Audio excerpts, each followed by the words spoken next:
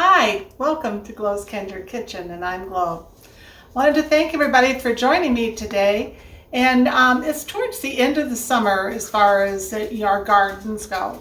And a lot of people have basil and fresh tomatoes still that they need to use up, and garlic and all kinds of good things. And I ran across a recipe. It popped up on my YouTube feed. And it was for tomato basil bread by Linda B. And the name of her channel is Easy Cooking with Linda B. And it just sounds so delicious. So I thought I would try this recipe with you guys today, because I'm sure a lot of you have some produce that you need to use up as well. So let's go ahead and get started. The first thing I did before you joined me is I went ahead and I put in my bowl here 2 3/4 cups of flour. And then I have another 1/4 cup in reserve just in case I need it. This recipe calls for 1 1/4 cups of cheese. Now Linda used cheddar cheese in hers, I believe. I am doing a combination of sharp cheddar cheese and Monterey Jack cheese and Parmesan cheese. That's what I had on hand, but use whatever you want that you think would go well with this. Seems like a very versatile recipe. So, and easy. It's easy to remember too, because it calls for 1 teaspoon of baking soda, 1 teaspoon of baking powder, and 1 teaspoon of salt. It also calls for 1/4 cup of whole milk and 1/4 cup of extra virgin olive oil, and I measured both of them out just in this one little measuring cup here. Calls for 1 egg. So I went ahead and cracked that, and I have it slightly beaten here. It calls for jalapeno and black olives, 1/4 cup of each. And I do have more than that in these 2 containers, but we both really enjoy jalapeno and black olives, so we decided to put some extra in.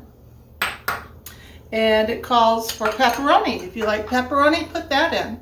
So I have probably 1/2 cup here, and then I just cut it up in small pieces like that. Calls for 3 to 4 cloves of garlic. I went ahead and chopped up some here, not real fine yet, but I'm going to be using my food processor, so that'll get it chopped up real nice. Calls for fresh basil. So I went ahead and, took some fresh basil off of my basil plant over there, and that's what we're going to use for that. I washed it and dried it. Then it calls for 2 large tomatoes. So I have 2 large tomatoes here that I've gone ahead and I've cut up some into small pieces. But we're going to be putting that part into the food processor. So let's go ahead and get going on this. So I'm just going to make a little room here for us to do the food processor. I went ahead and I put my blade in here, and then I plugged it in, and I'm going to put my garlic in here first. Oh, it smells so good. It does, Miss Glow. And I've got the fresh basil too. And fresh basil just smells so good. So I'm going to go ahead and get this started.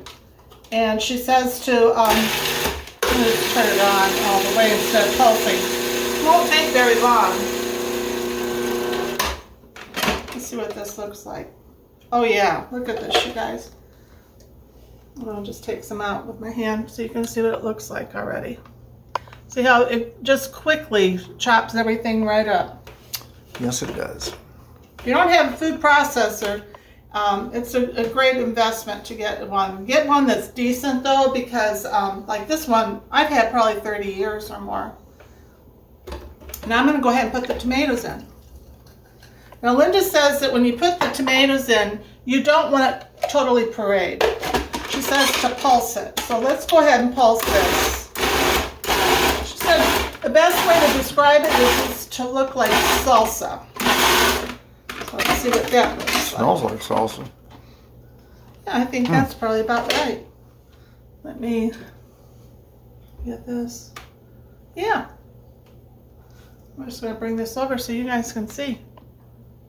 Looks good. Yeah. So her directions were really good. So I'm going to go ahead and put my lid over here, get that out of the way. Get the little bowls out of the way here. And we'll move this back. So the next step, let's go ahead and just measure out our dry ingredients. So it's 1 teaspoon of salt, 1 teaspoon of baking powder, and 1 teaspoon of baking soda. And I'm going to just take, this is a Dutch or Danish whisk, and I find this works really well for stuff like this. So I'm just going to go ahead and combine this real quick. Look at this thing, you wouldn't think it would do very well and stuff, but I'll tell you, it's just... It does. It's great. I'm going to add the cheese in a little at a time. The reason I do that is that way the flour and the baking soda and powder and salt can kind of help prevent the cheese from clumping. It just kind of clings to each strand of cheese. And I freshly grated my cheese. I find that it just tastes better.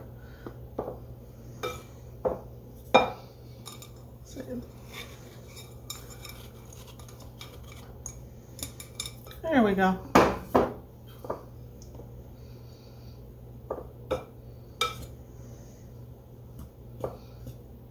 There. Okay, so the next thing we want to do is we're going to add our liquid ingredients. So I've got the 1/4 cup of extra virgin olive oil and the 1/4 cup of whole milk. I'm going to go ahead and pour that in here. I'm going to use my spatula just to get all of that out of there. Don't waste any. No. And then the egg.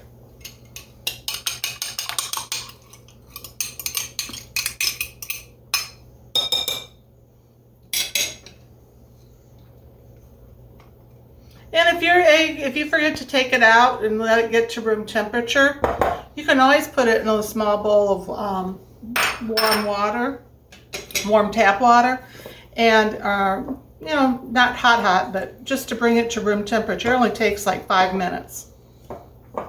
And then you crack your egg and do it that way. So see what it looks like so far? Coming together. Yeah, doesn't take long here. Now this is about 1/2 cup of jalapeno. Now jalapenos, a lot of people go, oh, that's going to be way too hot. Well, you're right. If you include the seeds in it, it will be hot. But I removed the majority of the seeds. There might be a few here, but I'm going to tell you, jalapenos add so much flavor to a dish. And it's not hot. But if you want some extra heat, by all means, add some seeds to it and you'll have a hot dish. But this just adds great flavor. And I got about 1/2 cup of the black olives too. We like black olives. And they're the sliced ones, and then I cut most of them in half. So excellent.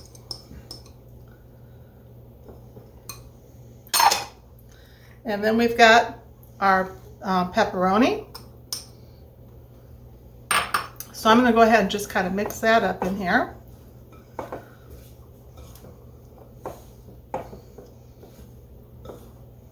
Oh, that's looking good already. Whoops. Well, it's not going to win. And my counter's clean.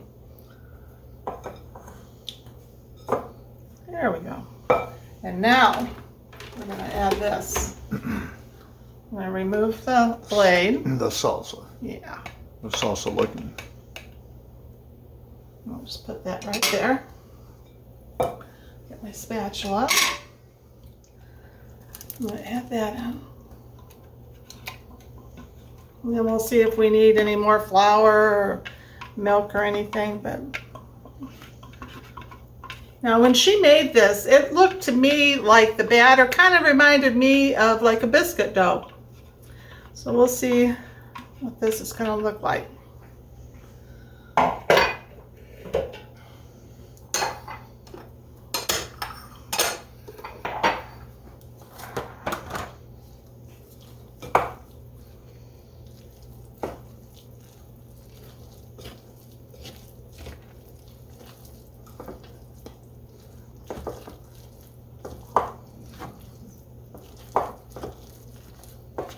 It's pretty.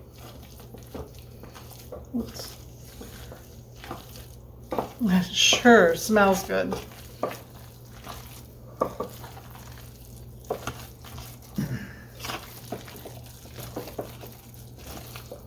This looks like it's about right.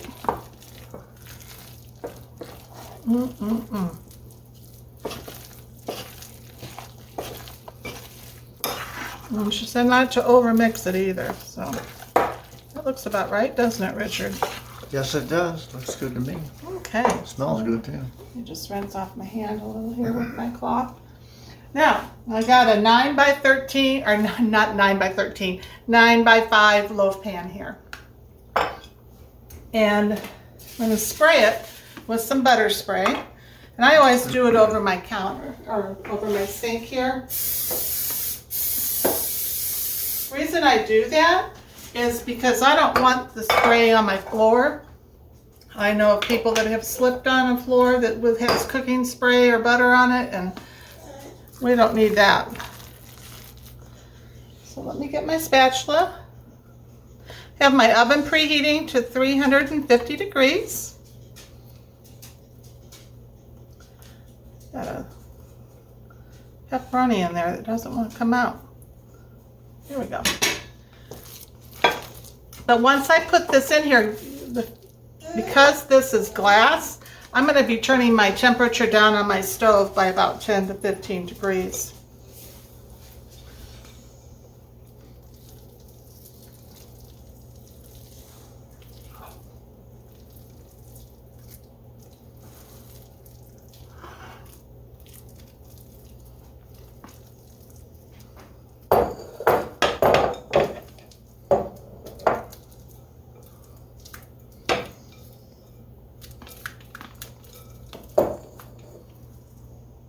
But Linda, your cooking channel is the perfect name because this definitely is easy, and it's easy cooking with Linda B.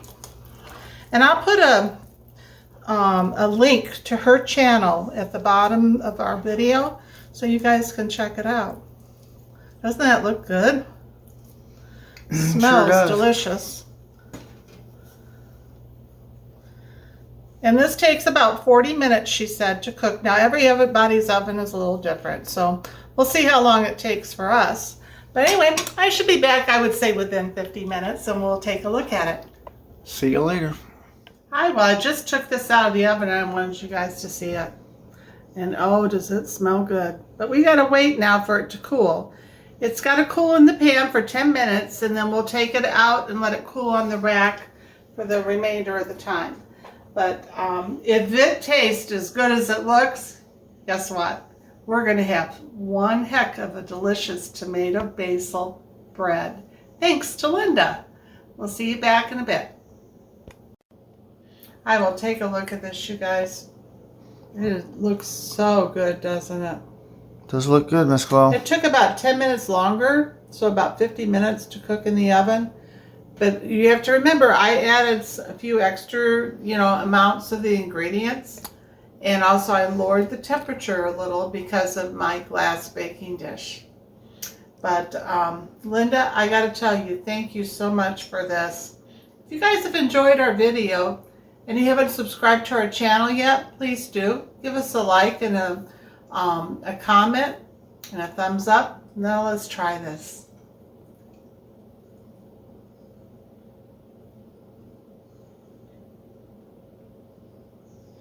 Linda, I gotta tell you, this is a double thumbs up. It is absolutely delicious. You can taste the jalapeno in that first bite, and